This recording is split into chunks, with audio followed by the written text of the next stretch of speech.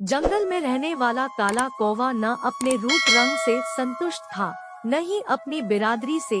वह मोर जैसा सुंदर बनना चाहता था।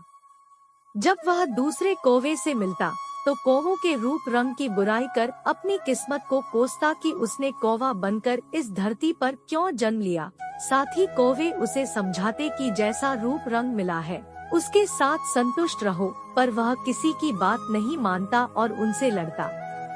एक दिन कौवे को एक स्थान पर बिखरे हुए ढेर सारे मोर पंख दिखाई पड़े। उसने सारे मोर पंख उठाकर अपनी पूंछ में बांध लिए और सोचने लगा कि अब वह भी मोर बन गया है और उसे कौवों की बिरादरी छोड़कर मोरों की बिरादरी में शामिल हो जाना चाहिए। वह अपने समूह के सरदार के पास गया और अकड़ कर बोला, सरदार, जैसा कि आप देख ही रहे हैं, मैं अब मोर बन गया हूँ, इसलिए आपको बताने आया हूँ कि मैं कौवों की बिरादरी छोड़कर मोरों की बिरादरी में जा रहा हूँ। कौवों का सरदार उसकी इस गुस्ताखी पर चकित रह गया। वह कुछ नहीं बोला, बस उस कौवे को जाता हुआ देखता रहा। कौवा मोरों के पास पहुँचा, यह साबित करने के लिए कि वह भी मोर बन गया है। वह उनके सामने अपनी पूंछ दिखा दिखा कर घूमने लगा।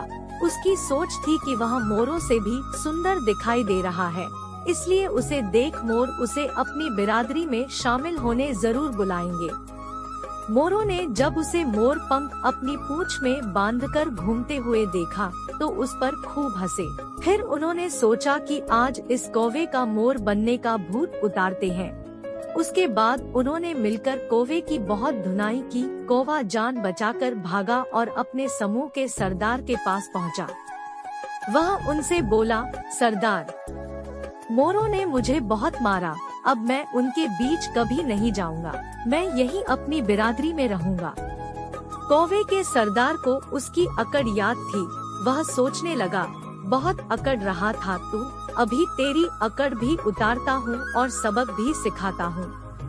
उसने अपने साथियों को बुलाया और सबने मिलकर उस कौवे को मार मार कर अधमरा कर दिया। कौवे का सरदार बोला, तुझ जैसे कौवे की हमारे समूह को आवश्यकता नहीं, भाग जा यहाँ से और कभी लौटकर मत आना। बेचारा कौवा न मोर की बिरादरी में शामिल हो पाया, न अपनी बिरादरी का रहा, मरम्मत हुई सो अलग।